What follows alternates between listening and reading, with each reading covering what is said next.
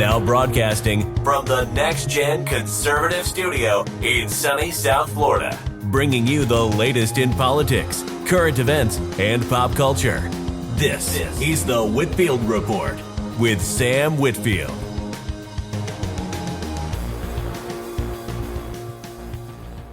Before we begin the show, I kind of want to start off on a somewhat serious note.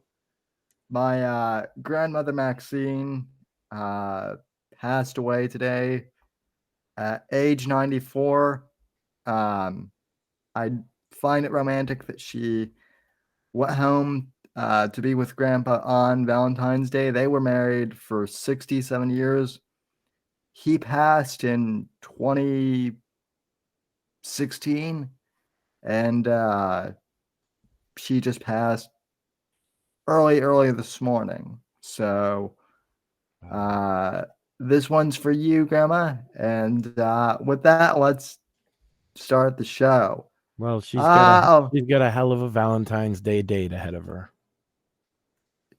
Oh, she most certainly does. So and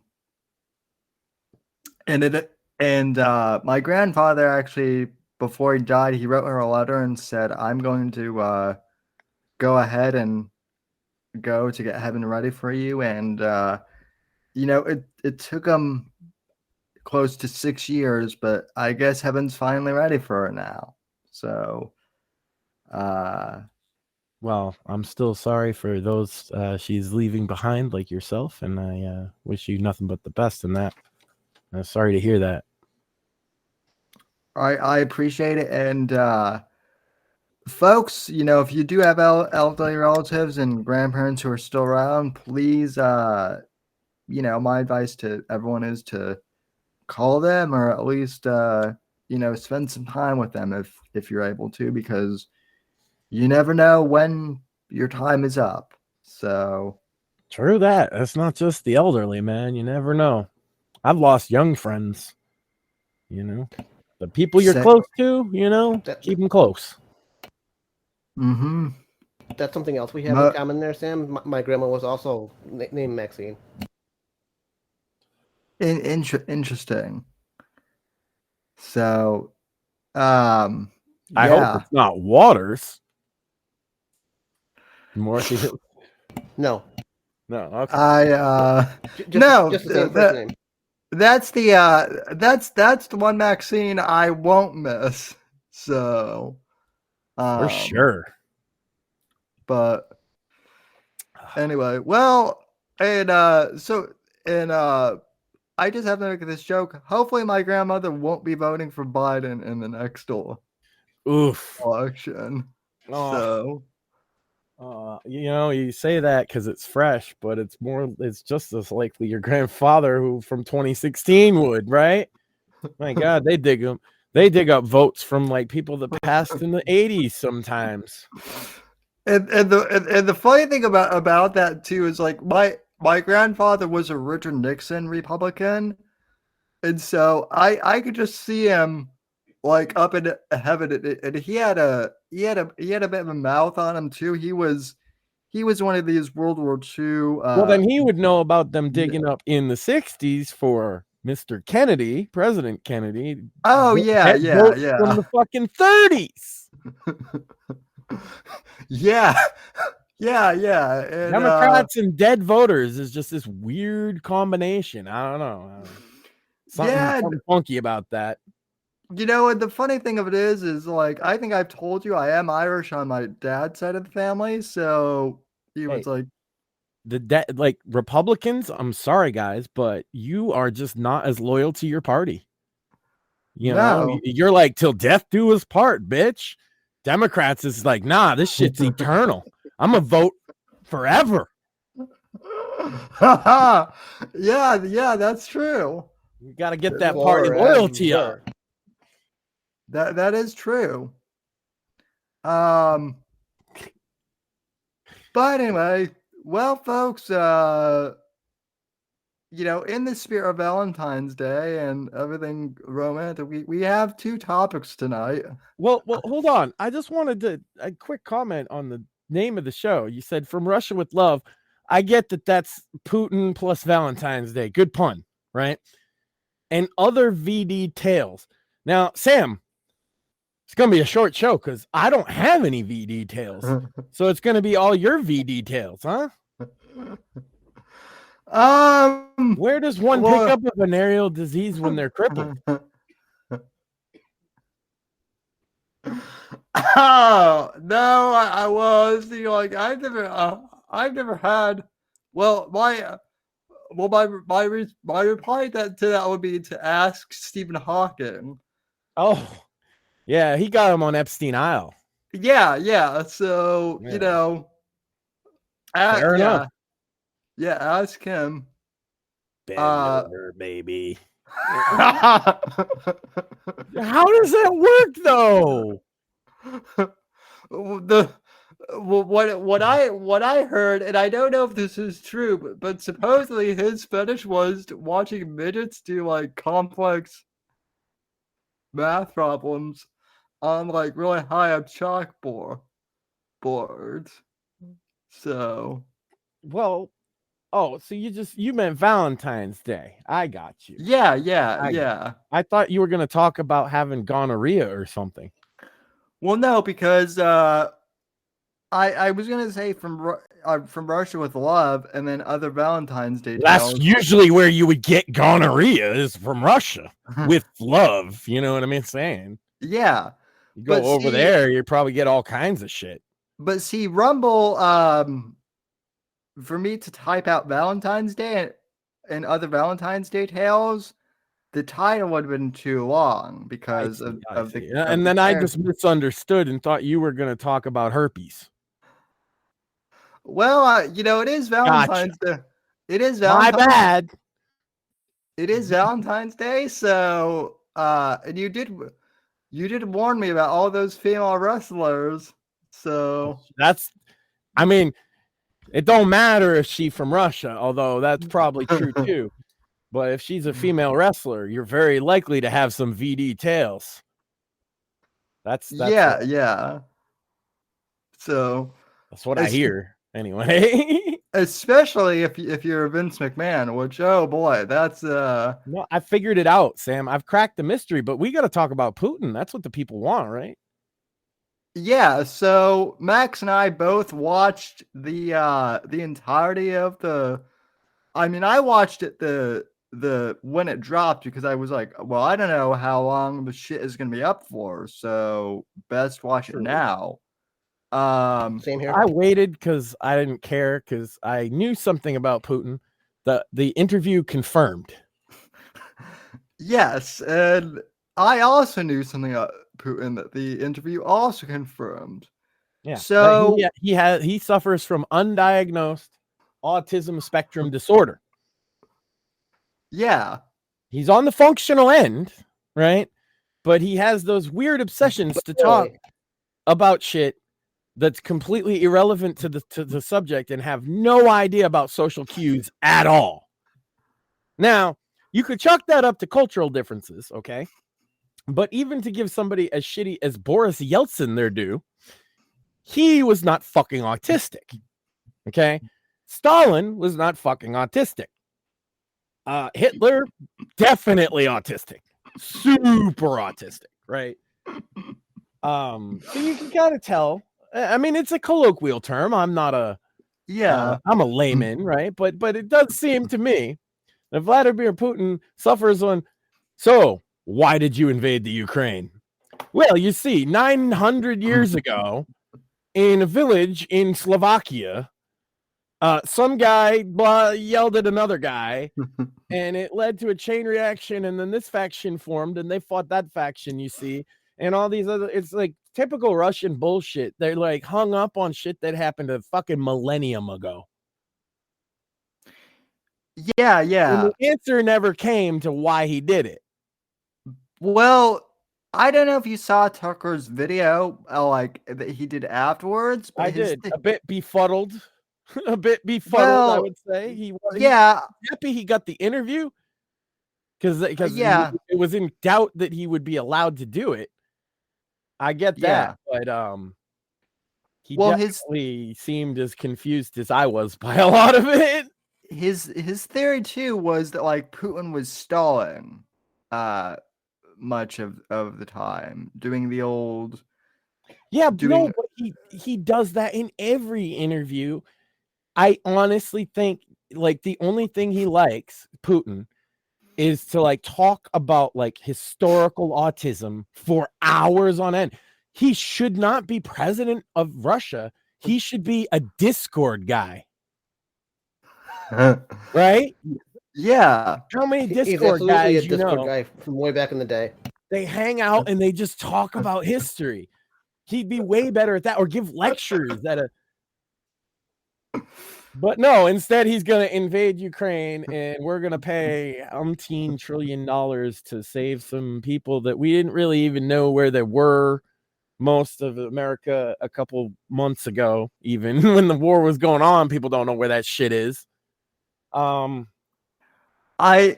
do like that he kind of quietly outed that like Putin was not that Putin. I do like the fact that Putin quietly kind of outed Tucker and like, oh, by the way, I know that the CIA tried to recruit you out of college, and good for you for not joining them. So yeah, just the KGB, that's way better. Yeah. Totally not like the same thing, only commies, Yeah, but like I think people worse. I think people kind of glossed over that Tucker. I mean, it doesn't surprise I know. He threw it in there for a reason. I get you. I just like to point out that he was a KGB guy before he was president.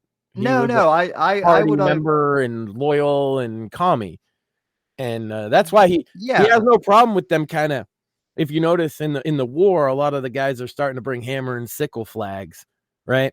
He has no problem with them embracing that kind of trad aesthetic because he was a part of it. See, Russia's just fucked up. Your theory about him making the war about like Nazism was right though, because you said that last week on the show. I want to restate this for the audience. Really, like Shmuley's better suited to talk about that than I am. But yeah, there's a remnant. It's both true and not true. Okay, but it is his big bone of contention.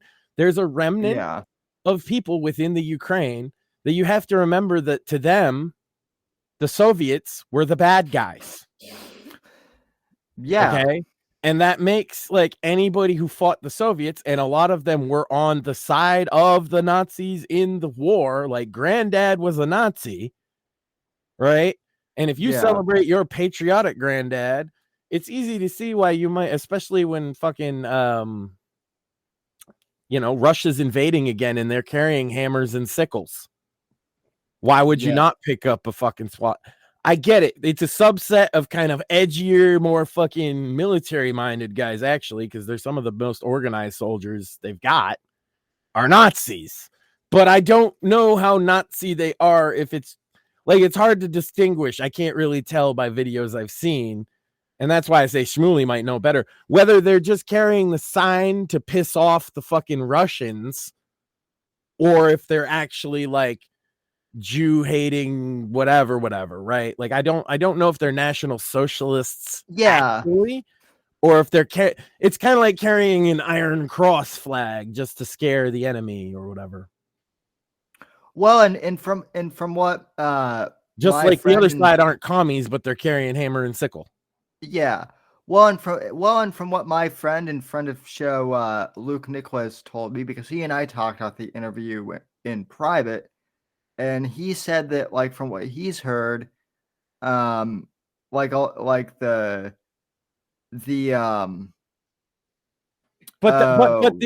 presence of those Nazis doesn't justify the war.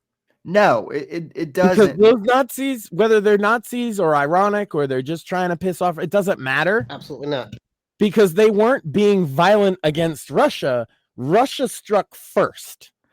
And not just that, but from what Luke told me, the Azov battalion was basically disavowed by Ukraine. They are mercenaries. So, but the problem is martial law and it's a war, so you recruit the mercenaries to your fucking side. They're pro-Ukraine. They're on their side ostensibly. I don't think Zelensky really can tell them what to do because they're a bunch of bloodthirsty, battle-hardened, pro-Ukraine nuts, and they carry swastikas sometimes, not all the time. Now, and more since the war's been going on, they more carry Ukraine colors, right? Because it's popular worldwide. It's weird. I'm not really sure if they're Nazis or not. Honestly, I honestly don't know or care because they weren't doing anything to start with, right? That's the point of contention as far as I'm concerned. This is a war of aggression on the side of Russia. Yeah. And you by justifying that, I disavowed, our country's actions in Iraq from the beginning. How could I then be? And because the reason is because there was no need to nation build. Saddam hated Osama bin Laden. There were no weapons of mass destruction. And I lost 2 friends and a generation, like guys my age, all of them knew somebody who served.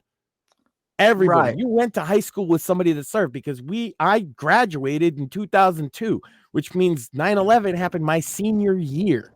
Mine as well. Yeah. And we went to 2 wars within a couple fucking years of that. And everybody knows people who served, and most people my age know somebody who died. Yeah, the numbers weren't Vietnam high, but that's still fucked up. And I said from the very beginning that it was a pointless war. I didn't actually say that about Afghanistan. If Osama bin Laden was responsible, A, and he was there, B, then okay, I can understand some military action there to fucking, and they're harboring him. That almost made sense. It's still not the kind of war you'd want to fight, but I get it. But then Iraq, dude disavowed that. Saddam didn't like that at all because he knew that would give Bush justification. It was all part of their plan to do a big fucking war. They got the Patriot Act out of it. Everything about it was fucked up, right? And so I was against it. And that's exactly what's happening to the flip side of things with Russia and Ukraine right now. Because at home, they've been more and more militant, and the people are getting poorer and poorer. Right. And they're getting drafted, but then they're getting, sent out there. Half of them, not half of them, but a lot of these conscripts that they get are from really poor areas where everybody's on fucking drugs and they're actual just drug addicts off the street. They don't get proper training, right? Because there's a war going on. So you can't have like a year to fucking prepare these guys. You need them out there in fucking 6 weeks, 4 if you can make it better, right? And you send them right out to the front lines with their kit. It's worth a lot of rubles. You know what I'm saying? It's worth a lot of rubles. And why don't they just flee over the border with the refugees and sell their shit on fucking eBay, which a lot of them did. They just straight up sold their gear and deserted. Way more than is normal, right? But that's because Russia sent so many fucking dudes, because this is a crazy war of aggression on their part. And they needed bodies, and they're just throwing these guys at them. Now, not all of them are fucking deserting, but some of them did, because that's what would happen if you sent a drug addict with no training and a bunch of gear. And to be fair... And by the way, they're fighting against the average age of a Ukrainian fighter right now is 40. So it's a bunch of...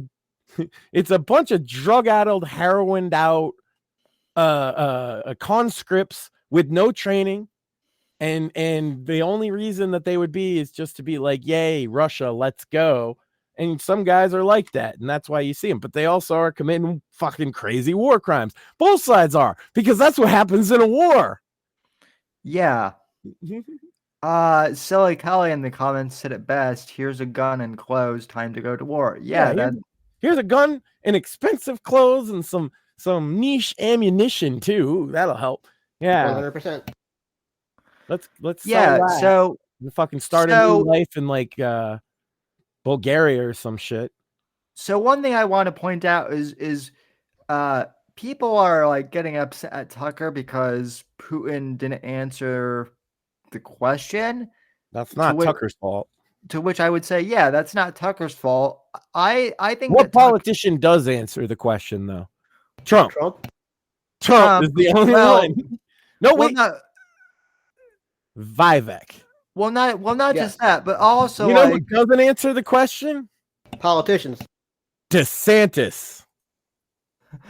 Oh, we're supposed to be nice to him. Oh, what a loser. Anyway. Well, to be fair too, though, like DeSantis hasn't like thrown people DeSantis hasn't thrown people in Miami yet, which is like look, if he takes offense to that, I understand. And if anybody like that genuinely supported him takes offense to me still taking shots at him, I understand. Blame the DeSantis bros. Because they were the most fucking toxic, worst people throughout this entire election cycle that made me hate the Republican Party. Once again, back to where I used to be. The DeSantis bros made me hate DeSantis more than he ever did. Yeah. No, I'd like to point out too. To the last. Yeah, but let me be in charge because everything's so terrible. It's all going to fall apart. What's your plan to take care of it? Next question. That's DeSantis' whole campaign. Oh, here's some white nationalist propaganda on my Twitter. Fucking guy, man. It wasn't me. I didn't do that. It was the guy I hired. Oh, so we should make you the top hirer of the whole country. Yeah. I mean, what a sales pitch by the DeSantis team. Great job, guys. Yeah, well, also Wicked Witch of the West heels. Yeah, he didn't. At least he's got style. He knows he's like the Wicked Witch of the West, so he wears the heels. Well, but also he didn't want to wear. He didn't want to take dress shoes from Patrick David because that would have been a bribe or something. Like for what? What was a bribe for? That was what Patrick asked him too, and he was just like, thank you, but I can't take these. Trump would have put them bitches right on. Oh yeah, Trump would have been like they look fabulous on me, don't they? Yeah. These are great shoes. I think they made in America. They better be made in America. Wonderful shoes. Overall, I think Tucker did a good job of conducting the interview. Yeah, the best you can. The other thing he too did the job that he could. The other thing too is like if you're a diehard, there's the people out there that think he's the good guy in this somehow, and I'm not really sure how. Right? I think they just don't like America is really what it is. But either way, yeah, or they're just being like contrarian edgelords, like same thing. Yeah, that's what I mean. But anyone other than them would not be like come out of that with a pro Putin opinion. No, my whole thing is doing that interview exactly as he said was probably the best thing to do for the people that didn't want him to do that interview. Because it didn't make everybody fall in love with old Vlad. It was like, because the average person, I've even had a couple people talking about this recently. So I have some different opinions. And the average opinion is like, I don't understand what the fuck he was talking about. And they also remember that that's the guy waging the war that they've been seeing horrific videos of. Yeah. And they're just like, it doesn't make any sense. It doesn't make them like him or sympathize with him in any way. Well, and people, unless they already did. Well, and people kept thinking too that like, oh, Tucker's gonna throw him softball questions. And like, why did you invade the Ukraine? Was it I believe a quote question, right? Yeah. He didn't say the. He didn't. I say the because that's how you're. That's how we used to say it. It was the Ukraine. Now it's just Ukraine. Whatever. Or Well, now and like it's not Kiev anymore. It's like Kyiv. Whatever. Fuck you. And you make me say new shit. I'm a stickler for pronunciation, so that bothers me.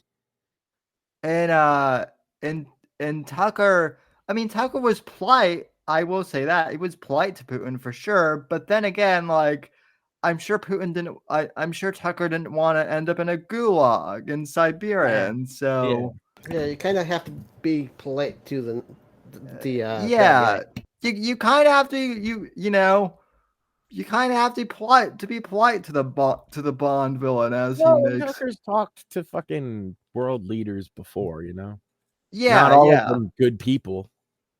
Shout out to Megyn Kelly too. I know as much as some people hated her initially, she you know, she stood up for Tucker and basically said, This is stupid that you guys are freaking out about this. He is doing his job as a journalist. So Megyn Kelly went up in my book. Chris Wallace. Hitler used to talk to a reporter from the New York Times on the phone all the time. And also didn't Megyn Kelly basically say nobody had an issue with them talking to Sam, there was like a weekly column of Hitler talked to the guy on the phone, and they would write what he told them in the New York Times. Yeah, no, I know that sounds aptly appropriate for that sounds exactly. Essentially, he dictated a column for the New York Times for like a whole year before the war broke out. Yeah, and then continued to during because he was at war with Britain at the time, right? Not us. Yeah. And he continued to say his propaganda right through the New York, and it was directly propaganda in his case. This was just a bad interview by anybody's standards. Next time, just let him do a fucking lecture. Don't ask him any questions. Give him some mushrooms first. Actually, you know what? If everybody's so mad about it, I got a better idea. Why don't we have Joe Rogan? Have Putin on the Joe Rogan experience. Yes, please. Everybody wants it. Come on. Make it happen, Hollywood. Yeah, yes. Please. You know I was in the KGB. I didn't even see any of those videos from that Ping Trip guy. He makes Joe Rogan edits that are hilarious. I could totally see him doing that where Rogan asked Putin something like, so have you ever taken not LSD but whatever the other thing he does. DMT. Oh yeah. Got to talk to the machine elves with Joe Rogan live. Oh, and we have to have Alex Jones on. Oh my God. Alex Jones and Vladimir Putin, I feel like would be that's money. That is money. Not only is that the left would fucking explode. Not only is that money, but I feel like Alex Jones is the one guy who could get away with like screaming at Vladimir Putin or something. Yeah, I don't think Putin would even get mad at him. He might be the only guy who could get away with actually screaming at. Yeah, he'd probably Putin. Laugh. Because Jones is funny. Yeah. I suggest the next candidate for the interview with Putin would be Sam. And then we'd get hated on because Sam was just too nice to him. And I'd be like, what do you want me to get him to do? Because all he ever does is be nice to his guest. He can't help that. Putin would be the one interview who... At the chat, suggest the notorious figure you would like Sam to interview. And you know what? They don't even have to be alive for this experiment. Well, you know, Sam Whitfield interviews Hitler. I would watch it because you would. I have a feeling you'd still be nice. Sam. He's a guest on your show. Booked. Okay. You know, I would. The one question I would ask Hitler is like, why, like, if you had the one question I would ask Hitler is like, if you had gotten accepted to art school, like, would that have changed? How do you think your life would have changed if you had just gone to art school? Yeah, see, you'd be nice. I'd ask him why you're such a thing I'm not supposed to say. Well, I mean, I would. Slur. You can say that, right? They'll make that a slur eventually. Let's make that happen. F slur is now a slur. But I could also see Hitler like pulling a merch and be like, well, I think the question that you asked would get a similar response to Putin because, like I said, I think Hitler had autism, and he'd probably go off on a rant about Vienna and the fucking the boys' living house where he was getting it in the butt, you know, and he'd probably talk about how he had one testicle, you know. Then he'd talk about veganism and how much he loves animals, and then the methamphetamines would start wearing off, and he'd have to go. No, you want to know who? Like, if I could interview. Well, if I could interview. At one point, he'll ramble about the Jews for about 30 minutes. I forgot that. If I could have interviewed one person, it would have been Rush Limbaugh. Like, yeah. He would have been. I'd ask him about fucking radio, not even politics, to be honest with you. I know his politics. Say, you know? Oh, I wouldn't ask him about politics either. I'd ask him. I'd ask him about radio. Yeah. I'd ask the same thing with Andrew Breitbart. I wouldn't ask Andrew Breitbart anything about politics. We would talk about like I would probably talk about different blogging platforms with Andrew Breitbart and just get like super niche into the web. Gordon Liddy agreed to do an interview with me, and then he died. I was the last person he was gonna do an interview with too, and I have a whole Twitter DM with him. It wasn't even his representative. That old fuck knew how to use Twitter because he was the man. Awesome. He said nobody asked him in ages, and at first he was like, "I'll do it for 5,000," and I was like, I really can't pay you anything, but like legitimately, I'm trying to introduce you to a younger generation of people that know nothing about that era of history or about your radio show. I grew up listening to it with my granddad. I wrote him like why I fucking cared. You know what I mean? I actually don't know who G. Gordon Liddy is, audience. He's significantly involved with the whole Watergate thing. Let's say that. And he had a radio show as well after he got out of prison. And I grew up listening to that. And I just wrote him that story. And he's like, you know what? I'll do it, but I'm real sick. So I'll let you know when. And it wasn't but a few weeks later he died. It's like, that would have been the best thing ever, even if nobody listened to it, just for me personally, you know? I missed it. Yeah. Well, you know, we have had some interesting guests. That's for sure. It's been popping off on the Monday show, Sam. Yeah, I mean this week what happened was the guest I was gonna have on canceled, so there was no Monday show, and by the time I found out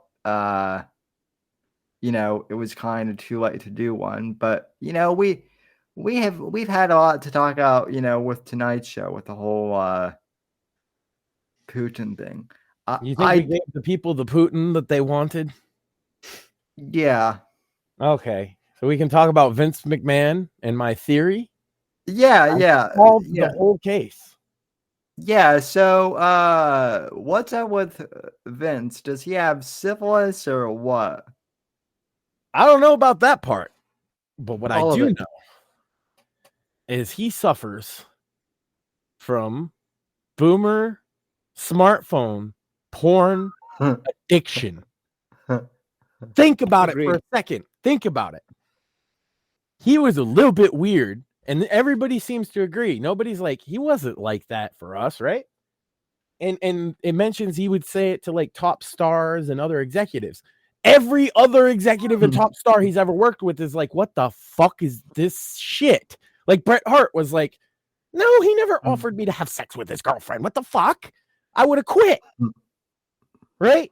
They're all completely aghast. What happened around the mid 2000s, right? Smartphones, right? Boomers, especially like him. You might say he's great at shit. He's in his 70s, but like he's a boomer. But for all intents and purposes. Yeah. You know, his dad fought in the war, so he's a baby boomer. He, right, got a smartphone, found that you could watch porn on it, like many, many boomers, and became one of those guys. And if you've ever worked in a blue-collar job, maybe even a white-collar job, you've met one of those guys because they'll show you porn on the phone like, yo, do you see this? And it's some sick, twisted shit that you weren't ready to see before you finished your coffee. Yeah, it's not the Playboy stuff that I like. It's the like, whoa, I didn't even know that. It's the fucking degenerate shit. Yeah, because the fucking Pornhub and shit like that, they push that shit on you the way YouTube recommends videos. They push you to the most degenerate shit. It's basically all you can find. That's true. And boomers can't handle so much porn. The most porn they remember from back in the day was the magazines with the girlies. Maybe you might get a Hustler, but likely it was a Playboy. And if you know the difference, then you know the difference, right? Like Playboy just showed some titties. Sometimes a bit of bush, never a full-on vagina, and certainly not sex.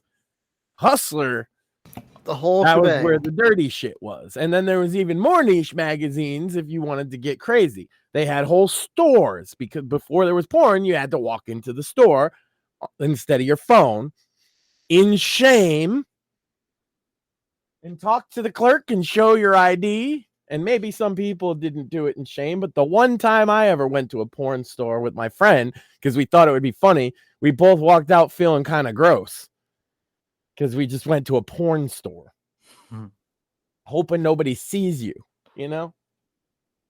But now they got that shit on their phone and they can just go, doop, doop, doop. Oh yeah, and fap one out in the bathroom at work. And Vince McMahon became one of those. I guarantee it. And he fell down what's called the click hole. Many guys talk about this. There's a whole thing on like r/nofap and all that.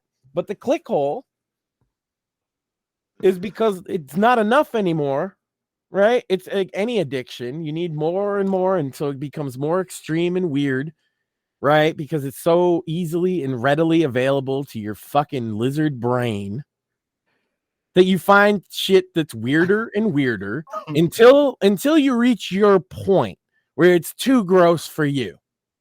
So some guys don't have that point, and Vince is kind of the type that wouldn't, right? Vince definitely does not have that point. Plus, I'd mentioned before, he's also been hit in the head a lot, right? And steroids and all, maybe other drugs, probably coke. I mean, he's Vince McMahon, right? Probably in the 80s did a hella coke, right? Like just blowing lines like Scarface. He's rich as fuck. Regardless, in his 50s, he started wrestling, and that's when he started getting concussions. He didn't get concussions his whole life like a lot of wrestlers.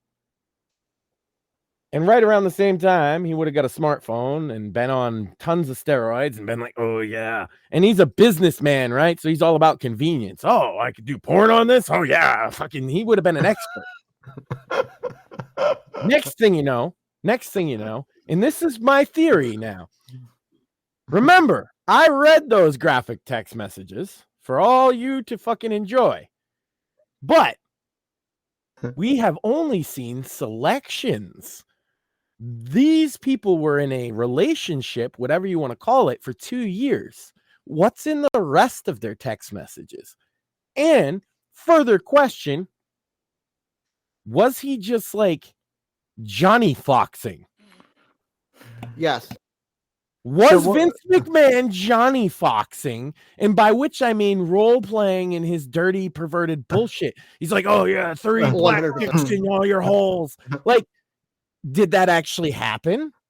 Or is it in his head and he's trying to get off to some chick on his phone?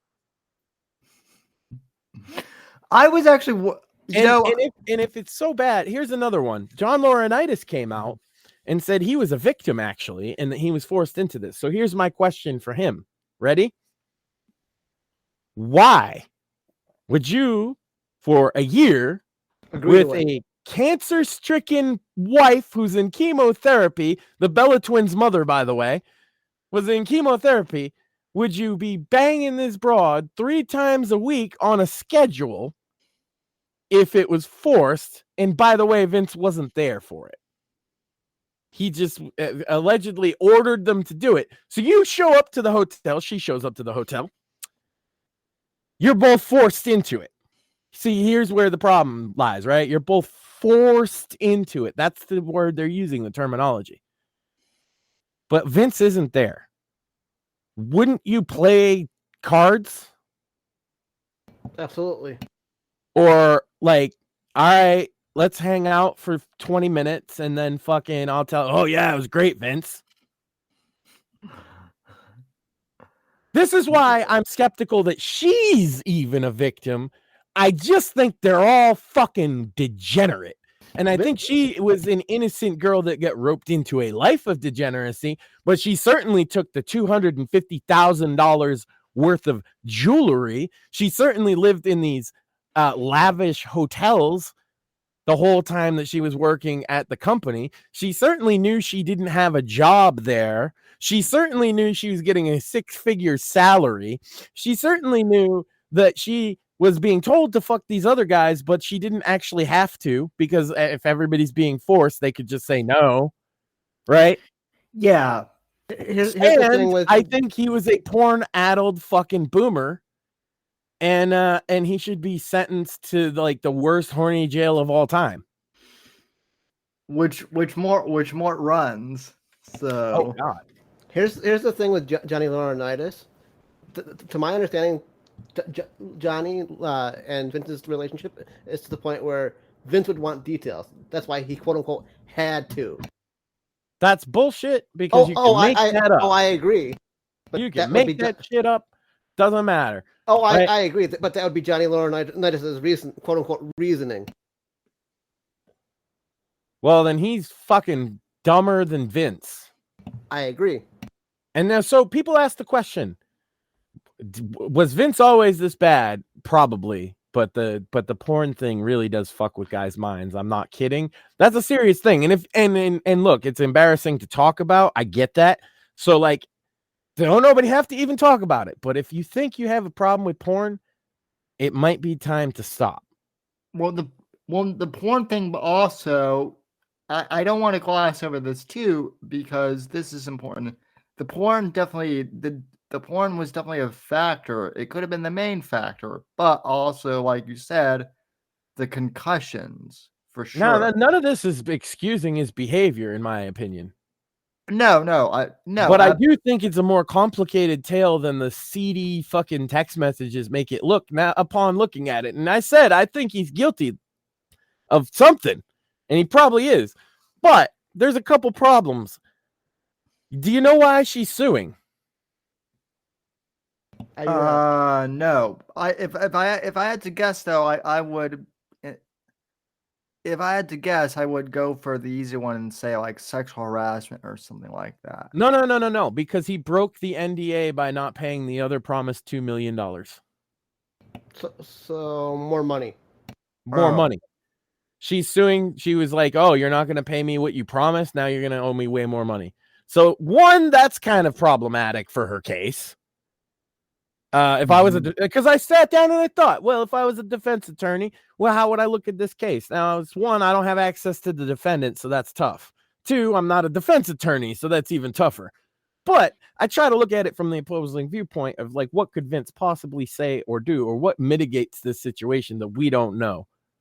And that seems to be all I could figure is he's a concussed, drug-addled, overworked, overstressed 70-something-year-old man who went out of his fucking mind. Probably, like, you could probably argue there's maybe dementia going on. And you could also argue the fans kind of knew something was wrong with him for quite some time because his booking was like nonsensical and garbage. The fans have always known that. And so they left in droves. Yeah. They're coming back now because it's not as nonsensical. And I mean, pro wrestling's always garbage, but as garbage goes, it's pretty good all right now. Yeah.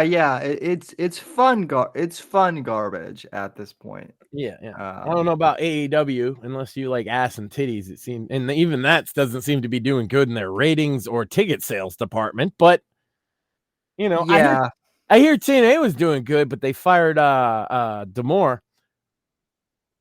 That's a shame because he was promoting his trainee girlfriend, going to be the fucking face of the company. Giselle, whatever.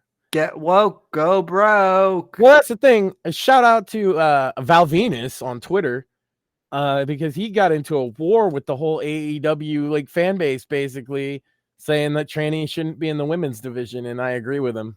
Which get that wrestling might be a little different than other things, but here's the problem with having trainees. Like, what if a girl's uncomfortable with it? That puts her in a bad spot.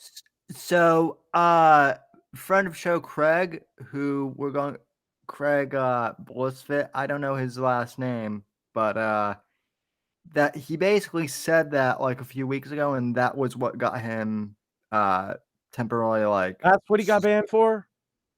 I mean, I agree with him. Like, intergender matches are fine. I guess we've had intergender matches since the dawn of time, but that's why the men wrestle with the men and the women wrestle with the women. Is they are physically like the problem is right from the flip side, right? Like a trans female to male wouldn't cut it in the men's division, generally speaking. Because there's a certain look expected and an athleticism expected and a size expected.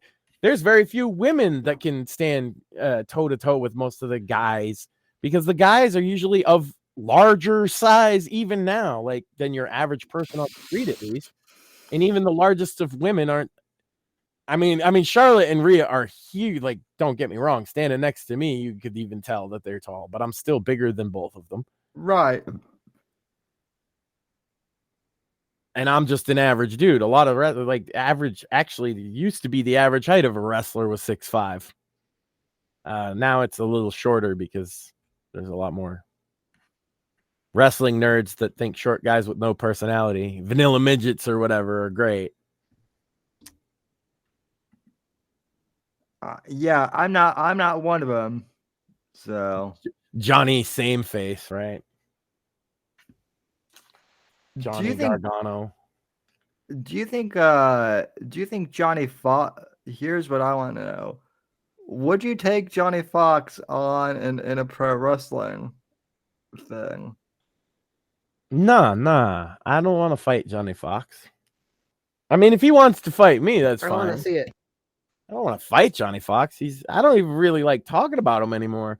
I did put up the other video, I guess a cheap plug for my channel. I put up the Cringe Coffee House Classic Edition, which contains the footage of me showing the videos of him being at Charlottesville, as well as him defending Charlottesville, as well as him saying he's all right.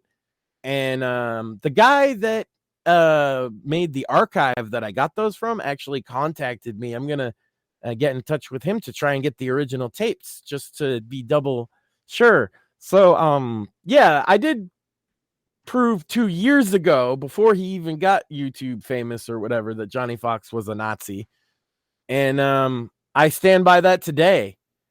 If he's not a Nazi, he stood side by side with Nazis while one of them ran over a whole bunch of people. He was right there yelling, "Oh shit, let's go, let's go, let's go." So Johnny Fox is a Nazi. Ladies and gentlemen. But you can check the video, and don't worry, if he deletes it, it's just going to go up all over the place. You'll get to see it if you really want it. I mean, I proved it 2 years ago, but apparently nobody heard me till they heard me about him being a furry pervert, right? And then there's a whole nother one that a bunch of other people have heard that I don't even want to talk about, but like a whole nother pervert thing that may come out, but I ain't gonna be the one to put it out, because that's too much for me, man. I'll leave Johnny Fox alone after that. But I did, in the course of all that, make a claim, right? And the claim was that Johnny Fox was at Charlottesville and was alt-right. And a lot of people hadn't heard that. His audience on YouTube, much larger than ours. Oh my God, the tragedy. Hadn't heard of Johnny Fox before. They just liked catfishing videos, right? And they thought he was kind of funny with commentary. Particularly, I've heard, and like this is to give the devil his due, I guess, that they appreciated his comedy in so much as he's not sympathetic to the victims of catfishing because they're stupid and they all kind of laugh at the women, and that's why they watch the show, right? And that they liked Johnny's voice, which again, I told them all to their face immediately upon saying that I find that laughable because he sounds like a fucking Muppet. Sounds like Fozzie Bear. This is Johnny Fox, ladies and gentlemen. Welcome to the Johnny Fox Show. Let's get going tonight. I'm from fucking Richmond or whatever the fuck. Yeah. Wait, no. He's from London. Oh wait, that's his author persona. I don't know. He said he was from Boston. He said he was from Canada. And he's been in fucking Virginia the whole he just changes his location tag on Twitter and he's like, I'm in Canada now. Famous Canadian author. Famous Canadian author. He did a thing, a Reddit. You can look this up. I could point you to the thread because you can't delete a Reddit, right? He did, I am famous author Jack Pierce. Ask me anything. And Reddit was like, proof claim, auto-modded. He got caught with his claim bullshit by the bot, and the thread got closed. That's amazing. The Reddit bot was like, bro, that's bullshit. Yeah. You know who's a real author though? Yours truly. And we thank everyone for purchasing Shadows of Deception in January. Actually had a surprising number of sales. February is looking pretty good too. Last day Valentine's gift. Yeah. Won't get until later, but you can say it's belated. Yeah, ladies, if you have a girlfriend who for some reason is into action thrillers, buy her this book. Or ladies, better yet, ladies, if you know a guy who's into action. Sam got it straight backwards. This is the best pitch of all time. Shadows of Deception. Buy it. Amazon. Buy it. Author? What's the author's name on that, Sam? Sam Whitfield. Sam Whitfield. Okay. And people have been wondering what this little band here is. We won't be crazy like Johnny Fox there and make some crazy claim. It's not a bestseller at the moment. It's a hot up and comer though. No, it's not a bestseller, but it's gotten. I will say it's gotten for a first time author to sell more than 12 books is impressive. You know that, right? Yeah. Oh, Okay. I definitely do. And it's gotten some you know, I wouldn't say it's the best debut, but it's gotten some nods from some notable authors. So That's what I'm saying. so Hot yeah. up and comer. Right? You won't say And bestseller and be Johnny Fox and get auto modded on fucking Reddit like an idiot. You say you're selling more copies than you expected, and that is true. yeah. That is super. You guys have no idea how true that is. He's blown away. Every copy you sell makes him more and more flabbergasted. So much so that, like, for this next for the fourth estate, like, I'm actually going to upgrade the paper quality for that book. Nice. And make the paper quality. Now it's a trilogy. Let me ask you this, Sam, because this is the thing I want to know. When we get all three, could you do a collector's hardcover? Well, you'll have to wait and see. I would want that on my shelf, and you know it. I'd buy it. Yeah. You'll have to wait and see, Max. And I can tell you, that's my favorite way to do little series like that, right? Is have a big hardcover. Yeah. That's like that's how Stephen King did The Green Mile. Yeah. Like 7 little novellas, and then they put it into one book, and then they made that movie with the. Yeah, that's true. So because I bought the fucking ones as they come out. He used to be a decent writer. Well, he's still a good writer. He's just insane. Yeah, his writing on Twitter is awful. That's always been true, though. So I'm just finishing up a reread of The Institute, and it is interesting that he made several predictions in that book that are like kind of similarly to true, in my opinion, about the nature of the elite. But he just thinks it's Rupert Murdoch or something. And also the book, what is it? It's Billy something. Just came. Billy Summers. Great book. Honestly, great book. But overtly, he put some political messaging in it for sure. Not too much. But the overarching concept is the real villain of the whole story is basically fiction Rupert Murdoch. That's just like that's a very Stephen King. He looks at things, and it's crazy because he comes to the same conclusions you might about the nature of power. But he's just like, but the right wingers are the bad guys. Even if they're not in power, it doesn't matter.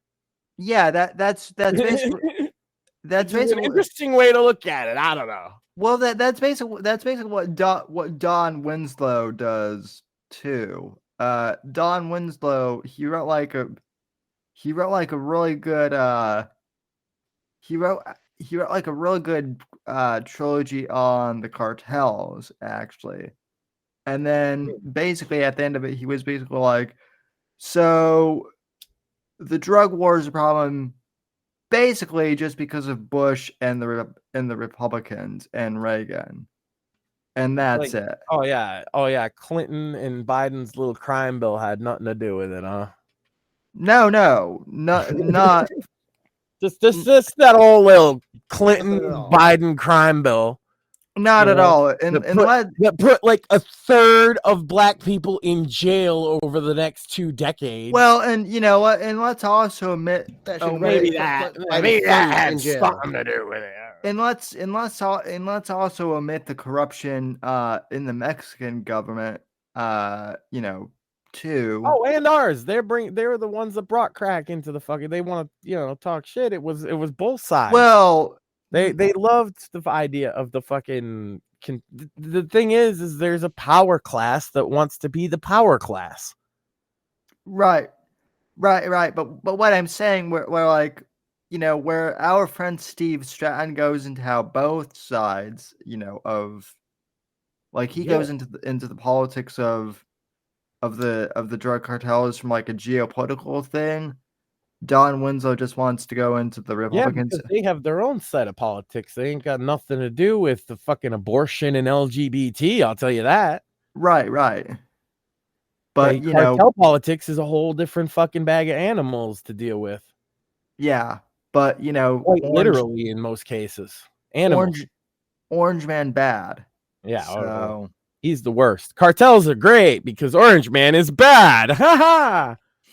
No, they murder people ruthlessly for very little criticism. Well, no, also what I'm saying now would be enough if I was in Mexico to probably get me fucking offed. Yeah, well, you know, not even mentioning a specific cartel, just being like the cartels are fucking evil and crazy. They'd be like, we must find him. Well, they'd be sending fucking like hatchet after me. You know what I mean? A certain machete. That's it, machete. They'll be sending that guy. A certain streamer may or may not. A certain streamer may or may not be in trouble with the cartels now. So I don't know anything about that. I just know that they are not nice people. I have seen them peel a face to the beat of fucking Funky Town, and I never want to see anything that horrific again. Don't look up the Funky Town gore video. Just even if you think that sounds like, oh, it's not that bad, Max. It's that fucking bad. I'm sure, but like that all sounds. He wasn't dead. But they just took his face off. And I'm not gonna look it up, but that sounds like something out of I know it's real, but it also sounds like it could be something out like a Quentin Tarantino movie or something like that. Yeah, that's why it takes a minute to hit you. And it's like because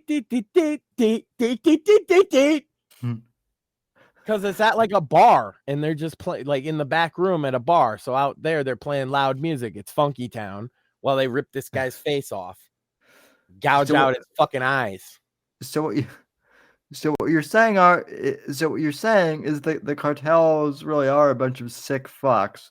Who knew? Yeah, well, it hits the realism. And by the way, most of the gore videos that are around today, like either come from cartels, right, or Russia.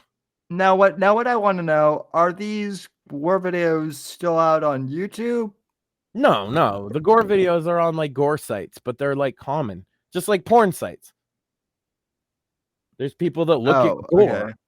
You know what I mean? Because it used to be you would come across it on like LimeWire or something, but now the people that like gore, I mean, well, rotten.com was like the original, but Rotten wasn't gore so much as just shit you shouldn't show people, right? Yeah, not everything on Rotten was gore, but it was all awful and rotten. Yeah. Silly Kelly in the chat says the gore is all on Discord. There you go. That's probably true too. I hadn't thought about it. I'm not like a goreophile. I don't like the stuff actually.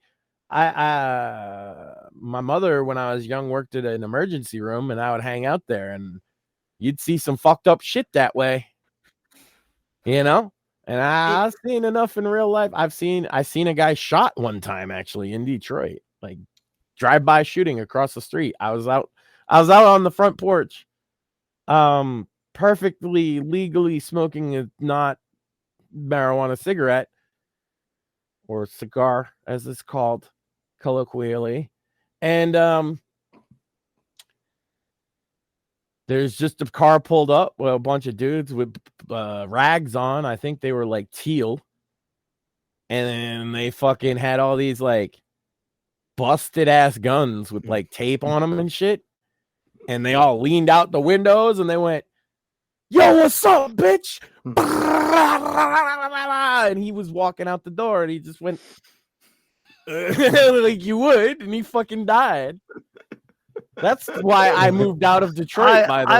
I love that this is our Valentine's Day episode. It's great. Hey, we've talked that says love like a little gore. We've talked about Putin, we've talked about Vince, and we've talked about people getting shot at in their face and getting their faces removed. And I don't think they ever caught those guys either. called me. I gave a wit. Man, I ran though. I went in the fucking house, still smoking my blunt. Like I didn't see nothing. I didn't see shit. Cops came. They were like, "Did you see it?" Well, yeah. I don't know. It was like 4 Latino guys in a fucking jalopy with shitty guns, and they, and they just lit the place up and then drove off. I'm like, then they were like, "Well, what did you do?" I was like, "I ran inside. What the fuck would you do?" But Max, Detroit, Michigan has like the strictest gun laws, so there's no way a drive-by happened. And I don't think those guns were legal. I'm just gonna speculate there. But I have Max, a sneaking suspicion that those guns were obtained illegally. But and Max, also, could you imagine they were brandished and then also fired recklessly into a man's chest a couple dozen times? So he went like in the movies. It was kind of fucked up. You know what I mean? You don't expect that kind of shit in real life because he's just like as he's getting hit. He got hit a bunch of times and then they just peeled off. So I just got in, went in the house, finished my blunt, hid the weed, called 911. So I actually have a question for you. And I'll have you know that I wouldn't have saved his life if I didn't, because he was already dead. So I actually have a question for you then. When you watch action movies, must also, I wasn't the first person to call 911, obviously. Action movies must be really boring for you then, because like you've seen so much more, I don't want to say interesting shit, but like much more realistic shit. Not really. I kind of like it better without like all the obscene amounts of gore and like realism. Like video games are great because their gore is all corny most of the time. I love I'll chop all the limbs off. That shit looks corny. I know Doom's all right, but then the thing about Doom is it makes you like it because it's like rip and tear until the job is done. Pow, pow. Yeah, I like the gore in Doom. I know. I know the metalist shit of all time. I know veterans who like served in Iraq and have like PTSD, but they still love playing Call of Duty. Call of Duty and fucking Arma. They even like playing simulators. Oh yeah, they love. Silly Kelly says Max was losing it for a second. Over Doom? Yeah, of course. It's Doom's 30th anniversary. That means I am exactly old as fuck. But Doom is still the coolest thing ever. Name something more metal than Doom. I'll wait. Metal music. Duke Nukem. Doom is full of metal music. Doom is metal music that changes, Doom 2016 specifically, that changes in accordance, slight variations based on the weapon you're using and the rate of fire at which you're firing. Yeah. So you're making the music with death. That's metal as fuck. That is metal as fuck. Doom 2016 is a great game. Right. That's what I'm saying. And then the gore is like over the top and crazy, but it's not really realistic. If that makes sense. Yeah. It's cartoony still. For me. I think they just released like the Doom 30th anniversary on the PlayStation Store. If I'm not mistaken. I'm sure that's on Game Pass. I probably have that. So why would I need that? I have GZ Doom. With which I used to play mods such as Brutal Doom, and you can do it with like an actual like metal version of the original Doom soundtrack. I play Doom all the time. Are you kidding me? You can run Doom on anything, and I run with computers all the time. Of course, I have fucking Doom every. Doom is great. I don't give a fuck. Doom 1, Doom 2, especially, right? Doom 3, Doom 2016 kicks ass. Doom Eternal is not quite as good. Yeah, I've heard people come. I've never played Doom. I've never played Doom 3 or Doom. A little too much platforming for my liking. I'm more of a. I like the chain shotgun. That's fucking dope. But Postal Brain Damage did that concept way better. The chain shotgun is like how you move around that game. It's fucking awesome. That game's wild though. It helps to like use some recreational enhancements to play that game because it's fucked up. The whole Postal series is fucked up, but that's why I love it. And hey, Running with Scissors as a company is still like the best video game company Twitter there is, because they're the ones that aren't afraid to just say whatever, because Running with Scissors makes their own money completely. They're basically complete independent powerhouse because of the Postal franchise. That just sounds like a great video game company name too. Running with Scissors. Running with Scissors, yeah. Bro, Postal 2. I don't know if you've played Postal. Have you played Postal 2? Not in a long time. We're gonna need that. That's a thing. Audience, let Sam know if you want to see him play Postal 2. We could definitely set that up. I have a playthrough of Postal 2 on my Twitch that was like the funnest thing ever. I Twitch now, but that was years ago. Yeah, and Postal 4. Have you played Postal 4?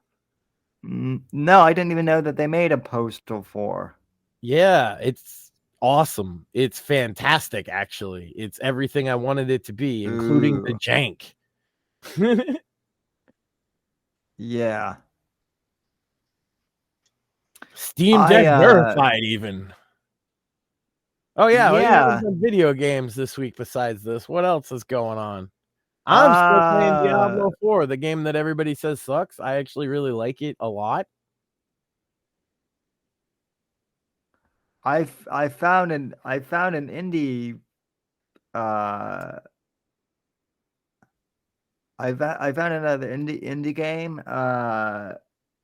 which I should probably look it up to see what it is, but it's basically like it's an 80s like tabletop style game, but it's on Steam actually. On Steam. Let me see. Let me see if I can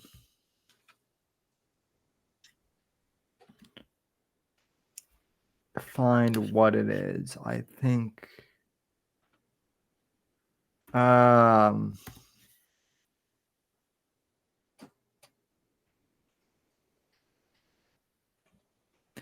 yeah, no, I'm not.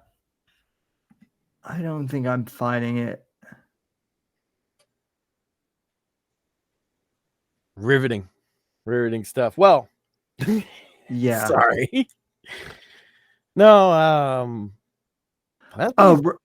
Rough Justice 84. Okay.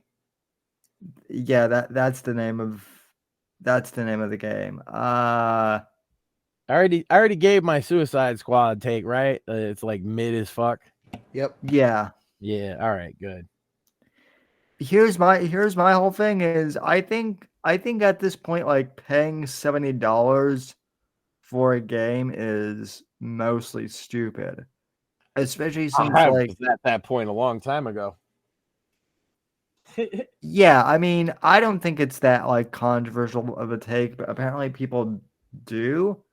But I'm like, sales. I'm not a. I got it on day one. I have too much to play. I got Diablo 4. Me after too. It came out, for like half the price, and I'm still playing it. And all the people that bought it at launch hate it, and I paid way less than them. And I'm like, I got my value out of it. Yeah. I bought BG3 on sale during Christmas, and I love it. There you go. I wait. I don't jump in on the big blockbuster titles just to be a part of the thing. And then even still, a lot of them are on Game Pass, so I just get them anyway. So I am a part of the thing half the time. It's Starfield. Starfield I liked for a while, and then it was just load screens forever. I will say that, like, as much as I shit on Lucasfilm for what they've done with Star Wars, Jedi Survivor is not a bad game. Is it Agreed. worth like $70? No. But I got it for like $33 because of the Valentine's Day sale. So the first one I played on Game Pass, yeah, because it's got the EA thing. First and one was it was banger. so good. It was so fucking good. Yeah, and I just got the second one. I started playing it last night. It's pretty good. So, but again, that game came out last year, and people were like, "Oh, you need to buy it," and I'm like, "Nope, it's $70. I'll wait." I had to wait a year, but it was worth it. So, It's not even the price with me. It's the principle of, like, for that price, I don't have a lack of games. I have too many. no. I have way too many. Like I said, like I missed out on like them shit thrown at me half the time. I still haven't given away that Roman strategy game code, have I? No, Not but to my knowledge. Well, we'll have to do that. But it is Valentine's Day, and there are some lonely gamers out there. All right. Let's see. Can we get some lonely gamers in the chat? Press 1 if you want a Roman strategy game where you basically play as Julius Caesar and control an army and conquer Eurasia and then Rome. Because Caesar dies and your character replaces him, and so you're Caesar. Which gives the perfect reason as to why, like, oh, we got some ones in the chat. Oh, Sam, you want it? It's yours. I mean, you got in first, and I would have given it to you anyway. Shit. It's a good game. I mean, that just you got sounds a PC fun. that can run it? Oh, it's Mac. Let me check. Yeah, that is the question. So, if not, Kelly can have it. So it's worth checking, so it doesn't go to waste. What's the game? Expeditions Rome, I believe. Okay, let's see. Yeah, Expeditions Rome. It does not include the Gladiator DLC, just the base game. It is controller friendly. They added a patch for that.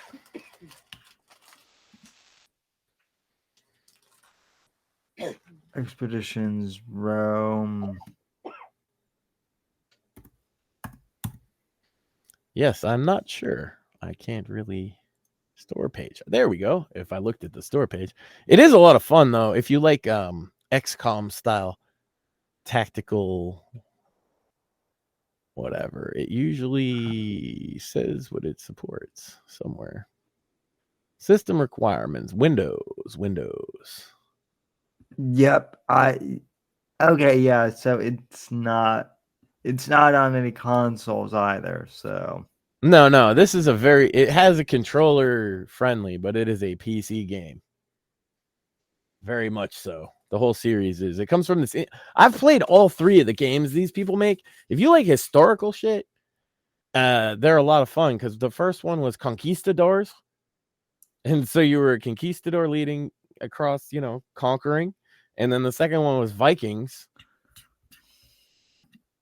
Oh, you're likely not going to play it. Well, then I'll give it away on Twitter when more people have a chance to win. Dip. Bitch. Silly I'm Kelly. gonna cook to the live chat, not for Silly Kelly anyway. We'll give more people a chance. If you're not gonna play it, then why would I give it to you? That is a good question. It is a fantastic game. I'm probably gonna play it again on hard, but I like XCOM style games. It's one of those games though with like hit chance percentages. So you'll have like a 90% chance to hit and miss, and then get murdered, and then your dude's dead for real. I like that kind of shit. What can I say? That would piss me off. I play all kinds of games like that. That's like my thing. Permadeath, high stakes. I like that. XCOM, Darkest Dungeon. That's a great one for that. Oh, don't ever get attached to your dudes in Darkest Dungeon. That'll end in heartbreak. Darkest Dungeon is wild. It is.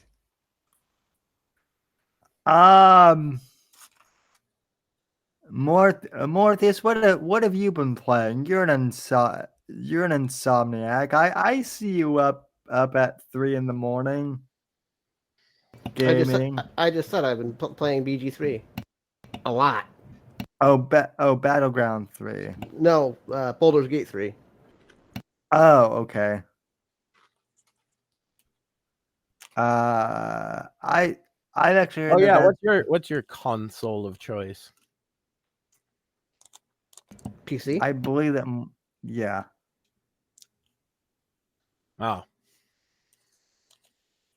Yeah, and you just got BG3, so you don't want to play it either because you won't play it for like a year. Yeah, probably. Fair enough, but somebody will. It's Rome, for fuck's sake, and you get to be Caesar. Essentially. I mean, it sounds like a game that's right up my alley, but unfortunately, I'm completely engrossed with BG3 right now. For sure. I already had it. That's why I got a free copy. And I'm still engrossed with The Witcher 3. Right. And I in fact liked it so much, but I'm a Rome nerd, as you know, that I got the Gladiator DLC, which is like a whole side story, and you can play in the arena. That sounds fun just in and of itself. Well, yeah, see, as like a Rome history nerd, the idea of being Caesar as he conquers most of Eurasia and then heads back to Rome to make a name for himself, it's pretty fucking dope because like you meet Caesar right at the beginning, right? And he dies, and then you basically take his spot. And that's kind of the premise of the game. And you lead an army. There's like tactical battles, like where you lead the entire armies against each other, and you got to put them in formation. And then there's turn-based battles where you control your actual dudes on the battlefield, and you control a lot of dudes, like 15 or 20 at least, once you get into the game. And the enemy has even more. It's pretty fun. I don't know. I'm a Rome nerd. I mean, there are a few good Rome games out there, right? Not too many, and definitely not many that make you play Caesar, right? And it's fully voice acted, and there's story. It's a CRPG, so like there's character progression and leveling up, and then the battles take place turn-based in a tactical grid. And it's a smaller studio, so maybe it's not as fleshed out as some of the bigger like RPGs, but it's got a full story that's historically it's not accurate because you're Caesar and you get to make choices, right? And obviously Caesar's dead, but if you like Rome shit, it's pretty on point with what you would want from that kind of game, you know? Seems like it would be. Was it? If I'm not mistaken, isn't there actually like a game called Rome or something like that? Yes. I mean, there's Rome Total War, which is a strategy game. Yeah, that's and then there's just like Rome, which is like a mediocre but nice looking action game. But I don't know. There's a lot more you could do with the setting. I'd love like a Spartacus game Because like even the show nailed the idea that they had of Spartacus. He starts as a gladiator and then goes to war with basically Rome. How is that not a video game? That sounds like a concept for one of the best games. Right. So Silly Kelly says, what about torture games? I don't know what that means. I'm gonna mods ban chat.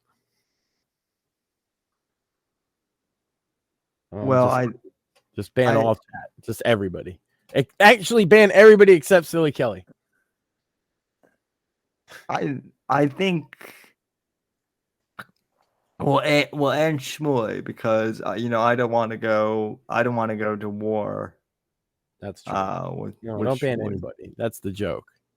Do we even have mods? I don't think we have mods. I think it's you. I think we are the mods. More you and Mortheous are the mods. I'm a mod. Why'd you do that? He did that a couple weeks ago. I'm gonna ban Mortheous. Then how's that work? But he ban Matt. But see, he's the also power struggle, Game of Thrones. But see, he's also mod, and also the top mod in chat. And also, like, why would you ban a cripple? So, no, it's a power play. The giant bullying the freaking cripple. That's why you don't get mods, because they'll do shit like that, or they'll ban some guy for no reason. Yeah, mods get you in trouble more than often. Although some of these sites require it, but it's like they also have language filters, so I don't know. Yeah. Seems stupid to have mods. Are you afraid of chat? Oh, what's chat gonna do? Say something you don't like? The closest thing to answer Silly Kelly's question, the closest thing I could come to a torture game was actually like 24, the video game, where you could like torture terrorists for like information. GTA had interactive torture. GTA 5. Oh yeah, that's right. Yeah, that's as much as I love the game, I'm gonna have to go with Cyberpunk 2077 at launch. Oh, you mean torture to play? Yes. Fair enough. I'd probably say well, right now I'd say Uber Lilith in fucking Diablo. Like, I can kill every other boss. I can do like level 90 nightmare dungeons, and that fucking bitch isn't Lilith like the giant vampire? Yeah, she's the queen she's the mother of hatred. Yeah. And she's a fucking cunt. Huh. Uber Lilith. The regular, like, if you just play Diablo 4 to beat the campaign, it's fine, right? But the end, that's level 50. At level 100, there is Uber Lilith, and that's how you basically really beat the game. And she has some bullshit mechanics that one-shot me, and right before I came on air, I was dying to that fucking slut like 50 times and screaming and swearing. And so fuck Uber Lilith. Gotta love bullshit mechanics. I got Uber Diriel. Uber Diriel's supposed to be the hardest boss in the game. That's fucking I'm a barbarian, by the way. And I do 2 moves. Everything else is like buffs. I charge and I hit things with a hammer. He means in the game, folks. He's not actually a barbarian in real life. He's a giant in real life. That's purely speculation. He does have a big forehead, but that does not make him a barbarian necessarily. Yeah, and I charge and I smash, and I charge and I smash, and I charge and I smash. And then you smash because you go berserk, right? But then Lilith has this one thing, and it's like, get out of the way. And it's like 1 centimeter of 1 fucking pixel of the screen, and I die. And I'm like, fuck you, you fucking whore. Because if I could get past that one fucking thing, I beat her face so bad with my hammer. I'll get that bitch. You watch me. I would watch you. A Max Sand game stream would be epic. So, especially that, because like you're always a pretty calm and collected dude, but I would just love like a rage stream of Max Sand like playing Diablo. Exactly I want a Max Sand stream imitating DSP. I couldn't even do that, man. No. I only know the basics on DSP. I know that he jerked off on stream, and I know that he's like he's like the king of grifters. He's King E-Beggar. Mm-hmm. I also know that he's successful at being that to some degree. Yeah. And I also know he's got like a gambling problem on like WWE Champions mobile app or something. Yep. Which is, if you're going to lose more than a few dollars on a game, that is not the one. It's DSP's one. That game is so bad, even by mobile game standards. I agree. I actually don't mind the new WWE 2K games. I have like, since they had the really bad one, I think it was 2020. They took a year off. The new ones are good-ish. I mean, they're not groundbreaking, but I didn't want that. And I always get them in like a humble bundle or something. But that mobile game is the most cash grab mobile game I have ever seen. Oh, speaking of gameplay, it amounts to like, who spent more money? Speaking of games that are for sale now, now that the NFL season is over, you can get Madden 24 for like $20, and it's still not worth that. They just put that shit on Game Pass, and I looked at it and I was like, I do like me some football. And here's the thing that you probably don't have, since you said that. I'm a PC gamer, and for about 10 years, we didn't get football at all, or hockey, or anything. Yeah. We still don't get hockey, by the way. That sucks. Which is my favorite kind of video games. It was a one team sport I enjoyed playing growing up. Back in the day, I loved Blades of Steel. Yeah, I've been playing since like the fucking NES days, to just hockey. It was just called ice hockey. But I played in real life. My best friend growing up played hockey every day, and he ended up he played in the minor leagues, but then he went to he joined the military. His dream was to be a hockey player, so we played hockey every day. I played on the team, and I was big, and so like you just be the defenseman, and me and him he was big too. He's the same size as me, which is weird. We lived next to each other. Best friends growing up, both like 6'5". Uh-huh. And we played hockey, and we were defensemen, as you might imagine, and we just smash. You know? That's like smashing with my big brother over here, like, pow, up against the walls for like 10 years. I love hockey. Hockey's the one where we could get in fights. Yeah. And I'm always getting in fights because I'm the big guy. So what do? You bully. Well, they don't like a bully, and eventually they get pissed off at the guy that's bullying them, you know? They throw hands. I don't let you fucking throw hands in fucking sissy football. No, speaking of... It's part of the game in hockey. If you don't throw hands at some point, you might as well just quit. Right. Yeah, you might as well just quit. So what you're saying is Taylor Swift should break it off and find herself a hockey player. Because that's the strat. There's psychology to fucking the brutishness of hockey. Again, as the big man, I'm the bully, right? You're the star player, Sam. I'm smashing you up against the boards every chance I get all night. in a way that's maybe a little overboard. Maybe I even take some penalties on you. Because what's the penalty? I'm going to get 2 minutes in the box. All right, I'll wait that out and come back and fucking do it again. Because you're the star player. I'm getting in your fucking head as well as pushing you around.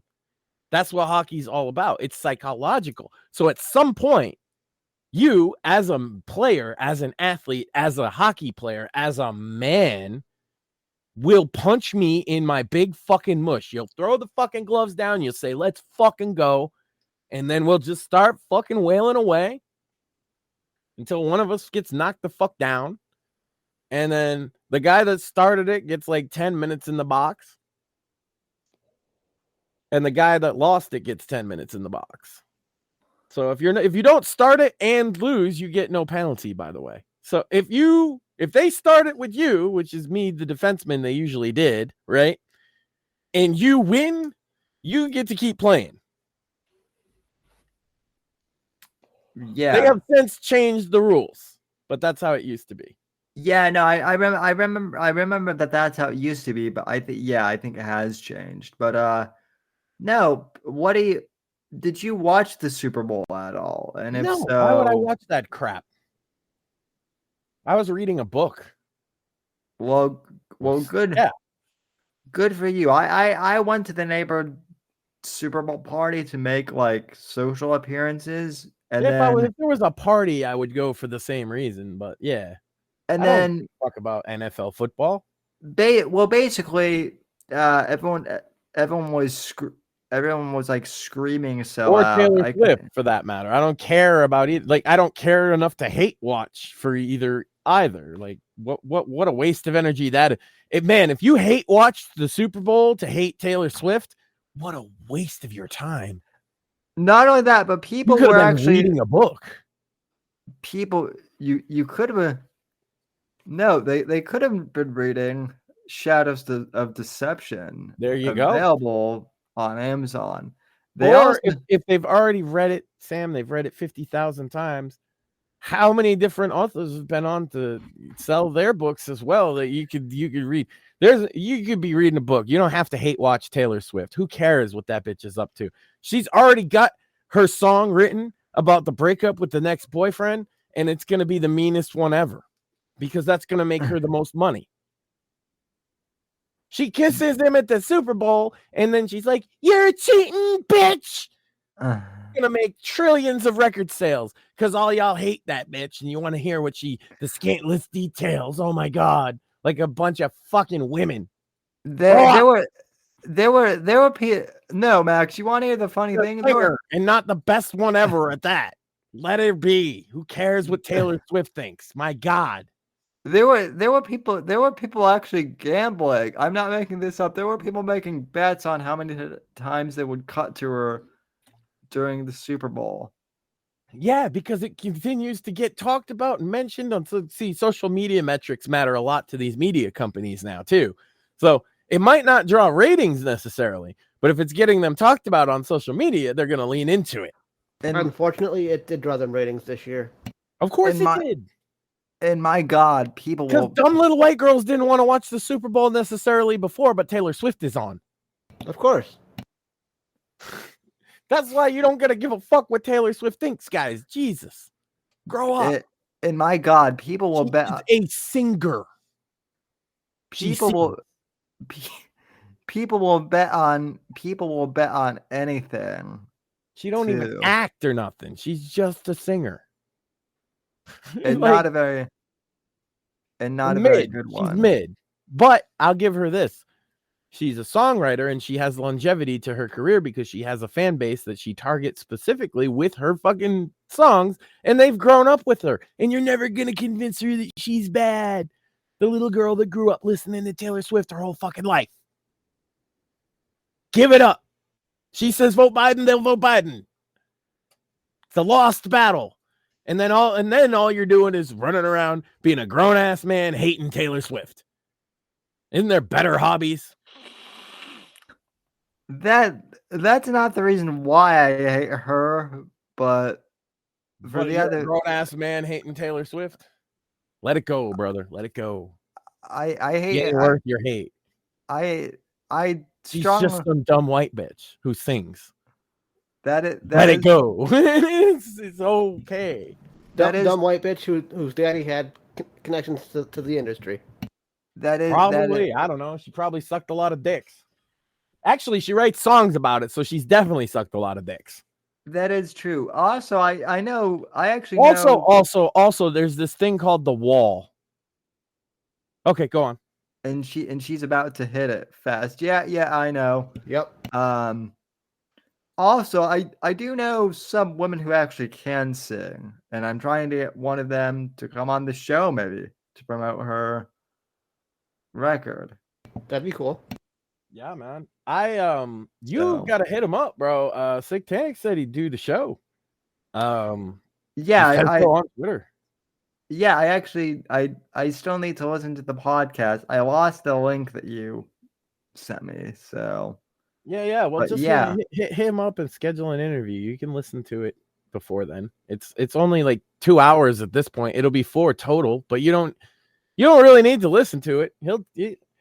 He's an open guy, and I have told him, like, you can swear and he can talk about his music. Like, I think the link's still in our Twitter DMs there, Sam. It's fucking. Anyway, just chill for it for a second. It's a fantastic podcast on a true crime mystery for a guy I've known a long time through the music, a fan of his music especially, and always kept in touch online and such. Satanic. His real name is Andy Sherm, and his mother was murdered when he was 1 year old, and he never knew even what happened because they told him that she was gone when he was real little, right? And then when he was a little older, they said a bad man took her, and he really didn't get much more details than that out of any of his family right on into adulthood. And what happened was, there was another unrelated case that had nothing to do with him that he was talking to the media about, this podcast company, Madhouse Crime, I think it's called. I'll have to double check. I'll tweet the link back out to. It's fantastic. They did a fantastic job, and they really helped this guy out. And it's while he's been dealing. He survived cancer, and then he went into remission, and then he got cancer, and he's been struggling with chemo and stuff, and been through a lot in his life. I said this before, he's an absolute trooper, and even getting dealt a bad hand, he turns it into a win. And this seems to be that too, because he mentioned offhand his mother's case to them when he was talking about the other one. And they hadn't heard of it. And there's not very many unsolved homicides in the U.S. that haven't had a podcast on them, right? And it turns out that there's a lot there, and that the police, for whatever reason, I don't want to spoil too much, but when they did a FOIA request, usually in a case like hers, there's not much. Because it was in the 80s, and she was a sex worker, I guess is the appropriate term. I do want to be respectful to his mom. But she was not looked upon nicely by the PD, and just kind of swept, oh yeah, another dead one, right? And Right. But there's a whole reason that it's not just that, and it never was.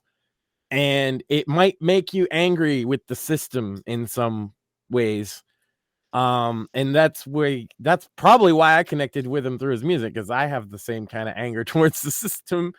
And you can relate to stuff like that. Like, he didn't know, so neither of us knew much about the murder, but I knew that his music was something I connected to, because I'd had dark experiences much like he had in life. And it is dark music, don't get me wrong. A lot of people wouldn't like it, especially if you're Christian. But he is a really interesting person. And so now the podcast, to finish the story, I guess, has spent their own money or whatever, and hired private investigators and did 2 years worth of research on his mom's case. And they are doing a 4-part series on what they found, and he's been promoting it because it means a lot to him, obviously.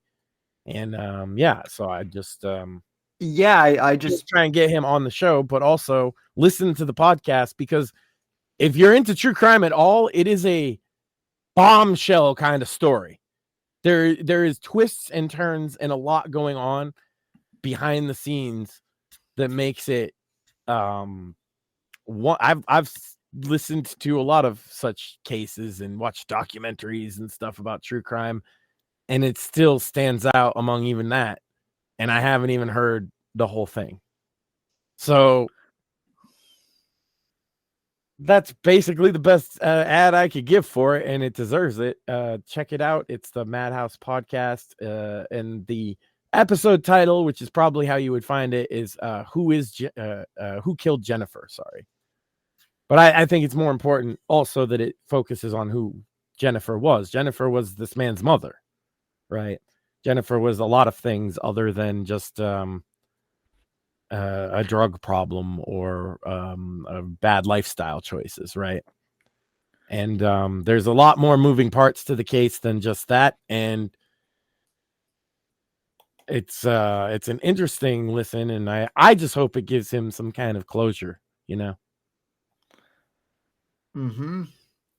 No, I just followed him on Twitter. So Silly Kelly with some fake Taylor Swift breakup lyrics. You were my touchdown, you were my everything. Yep. Yeah, I saw that. And I bet you that's not going to be too far off from the actual truth. So he was the quarterback. That's how it's going to start. Oh, you know it. And it's going to sell 20 trillion albums. And how does that make you feel? Sad. Yeah. I don't care. That's the difference. See? Wasted hate, my man. Wasted hate. She is just some dumb rich white bitch. Don't worry about it. There's plenty. There will be another after her. You know what I mean? Oh, yeah. And there was plenty before her. Don't worry about it. Yeah. Also, there's plenty of, I'm sure they've Rule 34'd the shit out of those two now. So there you go. Yeah. With AI, it probably looks realistic as fuck. They probably never have to make a sex tape. It's just going to leak because the AI made it. Well, no. Her fans love to ship people. She's going to be the one that gets AI banned, not anyone in government. So, but that probably won't actually happen. So, well, fuck that dumb bitch. Next topic. What else? Super Bowl. The Chiefs won. They ain't the Patriots. Fuck them. Next topic. And I was just gonna say I left early because people were shouting over, so I couldn't even hear the game. So what's the point? I heard it went into overtime. That's probably cool if you like the kind of thing. I saw a lot of people betting. This is one thing I've never got: sports betting. It's such a silly thing to me. Well, we should ask friend of show Merch. Oh wait, he's not a friend of the show. He was nice to you. He was never anything nice to me, I believe was his exact words. So, but he also said I was nice to you. Yeah. And there you go. He was nice to you, so I think it's okay. We can call him friend of the show. I'm sure he's a big fan. Yeah. I Johnny Fox is a big fan too. I know he watches a lot of our content. It's amazing. Oh, shout out Johnny Fox. Well, see, here's the thing. I know people. You know who doesn't watch any of my content? Dave. You know who makes the best content on the internet? Dave. Dave. What did the pineapple taste like? I swear to God. I'm still not sure. He won't answer. My wife will hit me if I keep going with the pineapple stuff. She said the word pineapple is banned because of Dave. Pineapple tastes like pineapple. And everybody, you should go. His channel on YouTube is actually, ironically enough, Gordon Liddy. Talk about two random Gordon Liddy references in one show. Anyway, Dave's username is Gordon Liddy, and I don't know why, to be honest with you. Maybe he has a question for everybody. He has two devices, and he wants to know what they have in common.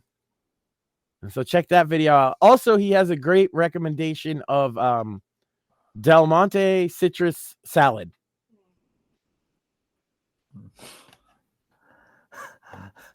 Okay, so he's a culinary expert. What was the last review he did that was his fucking good shit?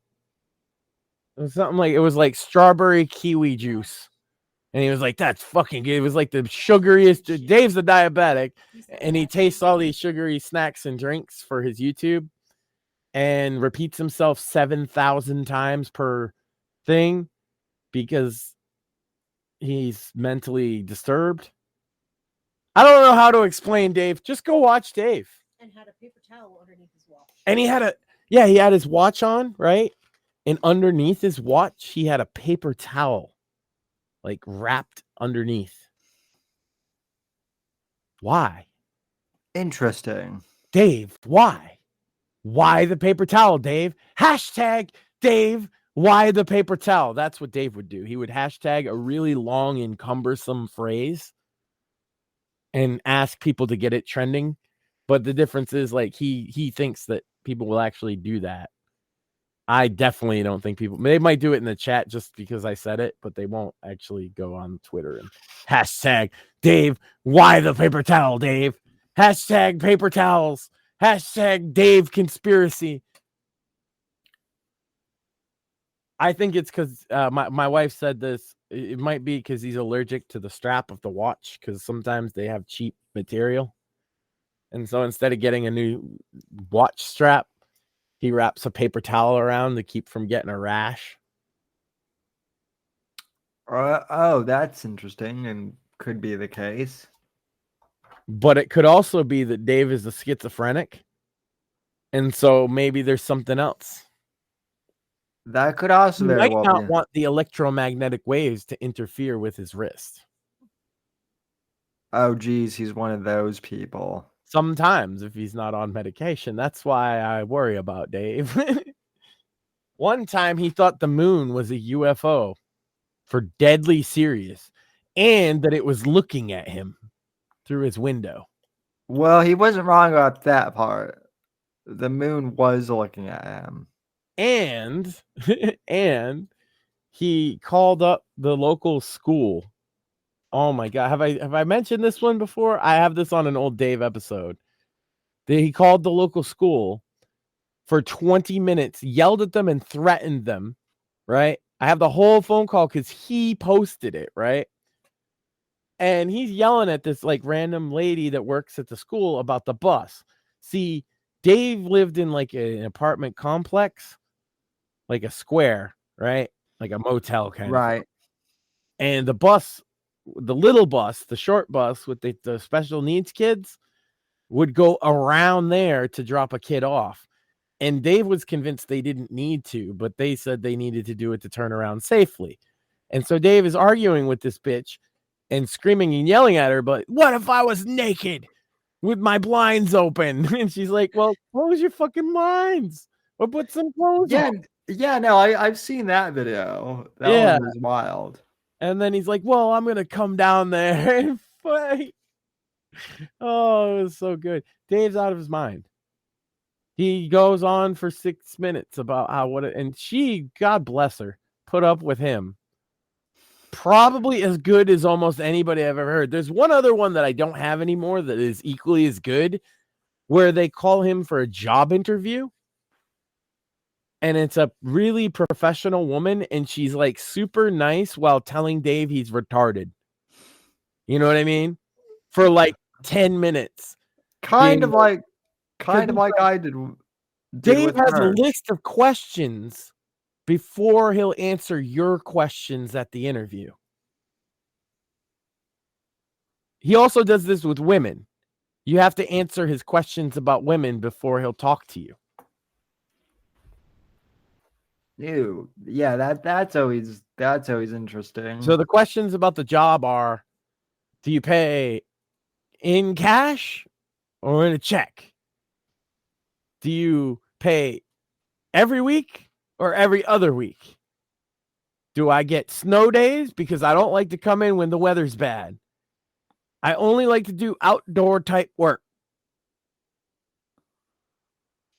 Do you pay in cash or in a check? And then he'll repeat all the questions. And if you don't answer the questions appropriately, then he doesn't want your job. And likewise with the women, only the questions for women are like, do you have big tits or small tits? Big tits or small dicks? Do you like big dicks or small dicks? You seen that one, right? Where he got mad because she said she liked big dicks and Dave was offended. Yeah. And so she changed her mind and said, no, Dave, big dicks hurt.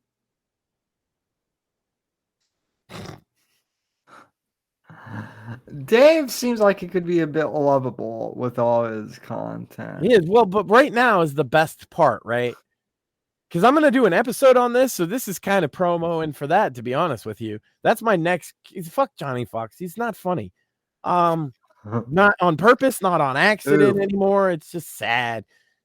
Dave needs to be in the spotlight because this season of Dave has been Dave in New York for as long as I've known him. The 10 years that I've been following this fucking retard. He's been Dave in New York. That's what he calls into shows as. That's what he calls himself. Or Hudson Valley guy. Either way, he is defined by being in Hudson Valley, New York. That is his everything, right? Right, yeah. And this season of Dave is Dave in New York in exile out of New York. Ooh, dun, And dun, he dun. does his normal, retarded, weird, autistic videos, right? And he's like, what does the pineapple taste like? The pineapple tastes like pineapple. The pineapple tastes like pineapple. What does the pineapple taste like? The pineapple tastes like pineapple. And you're like, shut the fuck up. But for some reason, it's still funny. I don't know. But then, in the midst of all his normal chicanery, with his radios and all his weird stuff he has going on in his new apartment, he does weird shit like, I'm going to heat my house with my oven open. I'm so smart. Y'all are going to have to pay high energy bills and I don't have to. And it's even warmer. It's 83. He was bragging how smart he was. And then he ran out of fucking oil. But throughout it all, and then he did a video screaming about, please help me because the next day is Martin Luther N-word day and he needs oil. Except he didn't say N-word. And Dave is the best guy because he's insane and does shit like that. But interspersed throughout this whole season of nonsense has been the moments, has been the moments when he remembers New York. He'll be like, the pineapple tastes like pineapple.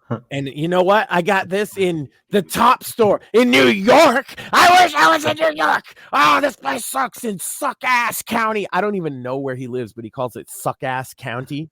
And it's in Delaware somewhere. That's what I know. And it's a trailer park. And it's the best Dave has ever had it, by the way. He has more money than ever. He has more autonomy than ever. He's not going to get kicked out of his fucking mobile home as long as he doesn't have dead bodies in it or something. And he even has a cat. That poor cat. But every now and then it slips in that he's not in New York anymore. And it really is like the Wizard of Oz in some ways. He chases an old woman around at a gas station when it closes because he wants to pump first and then pay. Mm-hmm. And he stalks her for months on video. Just he goes around the store and he's like, this old lady Janet, if she would let me pump first. And then when they reopened the store, he went and he found that same bitch worked there again for whatever the reason. And he was like, "Can I do it anymore?" And she said, "No, because it's a new system."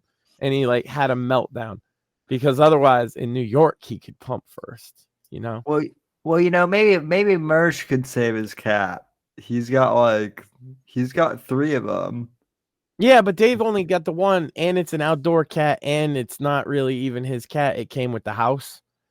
So I think that cat's fine. Dave, like you don't get to become a cat person until you have 3. That's when the toxoplasmosis levels get to such a point that you start wanting more. I'm not kidding. This is science. Unless you are extremely clean with your cats, right? And most people who have more than 3 aren't. But you can manage 3, but you have to be on point with it because and you have to not maybe even wear a mask when you clean their shit sometimes because that shit will creep in and it literally the all it really does is make you want more cats. It's actually part of their survival strategy as a species to make humans infected with toxoplasmosis so they want more cats. And that's how you end up a cat lady. 3 is the limit. You can do 3, but you've got to be clean. If you go beyond 3, you might as well just become a cat lady. You might as well just go the whole 9 and get like 20. Interesting. 4 is the same as 20 cats. Yeah. And this is why I'm a dog person mostly. Me too. Well, I'm allergic to cats, so I might be a biased source for all of this. No, I'm also allergic to cats. But no, you won't. See, Silly Kelly says, if that ever happens to me and I am infected with the Gandhi, I will behead all of my cats. I will not be a tool of the parasite. Here's the problem. No, you won't. Because you'll love them so much and you'll just want to hear them purr. You'll just want to hear them purr forever. Yeah. Yeah, even your brain, Silly Kelly, will be taken. One cat is enough to get you sharing memes and cat videos, right? 2 cats. 2 cats, it starts to become your personality a little bit. I don't have a cat, and you are a cat. Share cat memes. 4 cats, and you are a certifiable cat lady. Wait. How many cats does it take for you to get to share cat memes and videos? 1. Mortheous? I have 0 cats tonight, and I share cat memes. And you share cat memes. Yes. I share cat memes all the time, and I have no cats. Oh, you have no cats. Okay, I thought you were denying sharing the memes. I was like, no, you share them all the time. No, I love my cat memes. I just have 0 cats at my house. Yeah. No, I'm saying, but like one will make a person that otherwise wouldn't share cat memes share cat memes. Just 1 cat. But that's not that bad, right? 2 is where they start to become like annoyingly cat person-y, but not. You wouldn't cut somebody out of your life over it. You're not going to call for an intervention, but it starts to creep into their personality. 3, it becomes their personality. That's the stage Mersh is at. Right? Yeah. His personality is he's Queen Mersh of the cats. You know, speaking of that, right now on Pod Awful or tonight, I missed it because our show is more important, obviously. But they were doing Minnie Manson as the fucking guest host, and I really want to go back and watch that when we're done here because it's probably going to be great. And by great, I mean awful. I was just introduced to Minnie Manson, and I just don't get it. That's the point. Yeah. Well, Shmuley claims to get it, but then Shmuley is Shmuley. And he's easy to fuck with, and he'll have a complete breakdown and cry and a total like dramatic hissy fit, and he'll hate you forever. And then like 5 minutes later, he's gonna come crawling back to tell you he loves you. And the whole time he's either doing bad singing or smashing up his own house. or drinking in the dark. Isn't Mini Manson the guy that like Shmuley had as his Twitter? That's his Twitter picture, Mini Manson. I was gonna say he was friends with Mini Manson before, but then somebody tried to like make Mini Manson their goon, so to speak, and he stopped talking to us. Yeah. He blocked me. I wasn't gonna do a cringe coffee house on Mini Manson. I can't use a pot awful goon.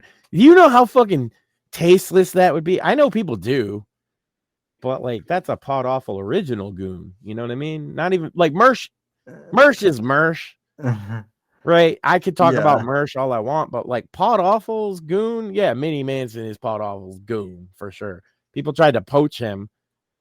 And they blocked me because they thought I was going to poach him just because Shmuley's friends with him. And I'm like, no, I don't do content on Mini Manson. He's too gross for me sometimes. But he also has really good crying fits, you know? Yeah, Shmuley wanted me to interview Mini Manson at first. And we should have him on the show. I'm telling you, tonight he's hosting Pod Awful. It's his big break. Again. We could have him perform on the show. No, we won't be doing any of that. We have on this show. We're not gonna have Mini Manson on the show. Yeah, then no one would ever come on the show again. But a man can dream. Well, God bless. Wait, I could have him co-host the Cringe Coffee House. Yeah, you could. Wouldn't that be an idea? Is me and Mini Manson watching awful internet content like Dice Golden and Dave? That would be and he could give them advice on how to be less of a fucking online lolcow. Even though he's way more of one than both of them. And I'm just gonna sit there and drink coffee and agree with him. That would be awesome. Yeah, I could totally see it. So he could be a permanent co-host of the Cringe Coffee House. He would be the perfect co-host, actually, now that I think about it. So yeah, that sounds good. So he is cringe incarnate. Anything any other topics on the docket? Let's see. We covered Russia, we covered Vince. We did video games already, and we even did some, neither us paid any attention to the Super Bowl because fuck the NFL. Fuck the NFL. I said it, so I don't have anything else unless you do. What do you think about WrestleMania, Sam? Are you a Cody crybaby? Or are you Team Rock? Where do you stand, Sam? I'm Team Rock, even though Mortheous. If I have to pick a team, I'm Team Rock. But I quite honestly don't give a fuck. Yeah. So no Cody crybabies in the house. Isn't that interesting? They seem to be so popular. Maybe it's the kind of people that would like buy a ticket to a show. I don't know. Anyway. I guess that's the match. Yeah. Just figured I'd ask because that's the big thing around wrestling besides Vince McMahon's dirty DMs. And by the way, stop watching porn, you fucking degenerate. If you think I'm talking to you, that means I am. Well, that's the other thing. That's the other thing. Is like that is the one thing about Vince that I am kind of curious about, just to kind of wrap everything up. Like Vince is rich enough, right? Theoretically, that he could like, and I hate to say this derogatorily, but like he could pretty much like buy any pussy that he wanted, right? So why does Vince have porn brain? It's not like because the boomers do that. I'm telling you, these guys like in their middle age, promoter brain that he has. The guys in middle age that get into the fucking porn on their phones, it's just because the convenience of it, right? and then they get hooked. It's just about, I think I'm talking about addiction, and I was using it as a vehicle to say, if you think that you might have a problem with porn, you do. Knock it off. That's the best I can do for you. I can't direct you anywhere to get help. I just knock it off. Go to NoFap on Reddit or something. I don't know. You'll get a bunch of awful information over there, I'm sure. Yeah. Don't go to the Tate brothers either. So yeah. Just have some self-discipline, and fucking, if you fucking looking at some weird shit, ask yourself why. How did you get there? You know? Where did you start? Get help. I don't know where you get it. And go find it. And have a happy Valentine's Day, I guess. So, well, I guess we could always bring, like I said, watching the Super Bowl, watching porn. I was reading a book, and we should revive the No Fat Book Club. Would anybody be interested in joining the No Fat Book Club? All you have to do is do the 30-day No Fat challenge and read the assigned book. Depends on what the book is, but maybe. Well, there will be a list, and then anyone who's a participant would vote. I still have my recommended reading list. Most of it will be fiction, so like that's the idea. Could be interesting. Old fiction, sci-fi, stuff like that has something to say. We used to do that, but the other people turned into like weirdos, so we could revive that. That was my brand, the No Fat Book Club. You read a book and you don't fucking jerk off for a month. Yeah. Just one. 30 days. It's a lot of control, but is that a cigar you're smoking? Yeah. It's a big, thick cigar. Old Rush Limbaugh tribute. I see. So yeah, kind of. It's totally. No, it's like organic. Organic hemp wraps. Nice. I wish I had a filter in here, because I'd be joining you if I did. So yeah, it's mostly marijuana though. Yeah. Yeah, see, I don't get why people think I hate weed. I know. It's perfectly legal, and this, like, the thing is, it's all grown in Massachusetts, so I'm not dealing with cartels. I'm putting an end to them. Yeah, local. Although they tax the shit out of all the other states, so I don't know what they're doing. My friend who was with us was counting all the car license plates, and almost all of them were from Rhode Island because it's ultra expensive there. Huh? Who would have thought? Yeah, thanks for all that tax revenue into our state, though. So, alrighty, folks. Well, I guess unless Mortheous has anything, we'll catch you next week. Oh, so, Black people. It's Black History Month. You got to say something about Black people. Oh. Otherwise, it wouldn't be very diversity of you. Well, talk about putting them on the spot. I suppose if I'm gonna go down that rabbit hole, shout out to Will Nash, great guy, friend of the show. So Sam defaults to the Black friend defense. I see. No, Nash is awesome.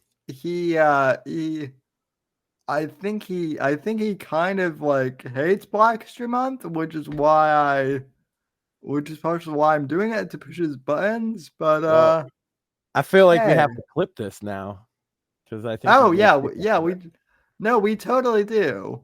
So it's putting you on the spot out of nowhere, like black people, because it's Black History Month.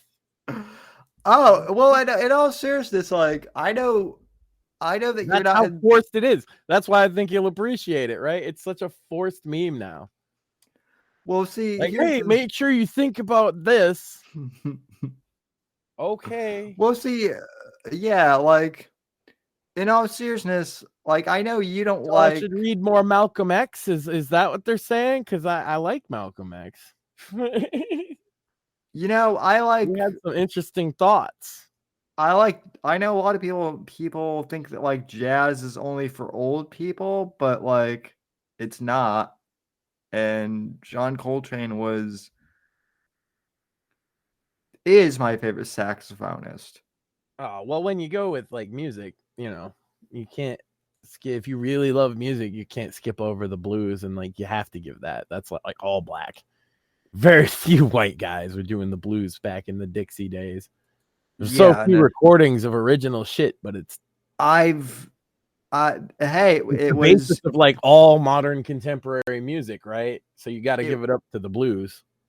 Hey, it was 2 years ago this month I saw Buddy Guy in concert here in Florida.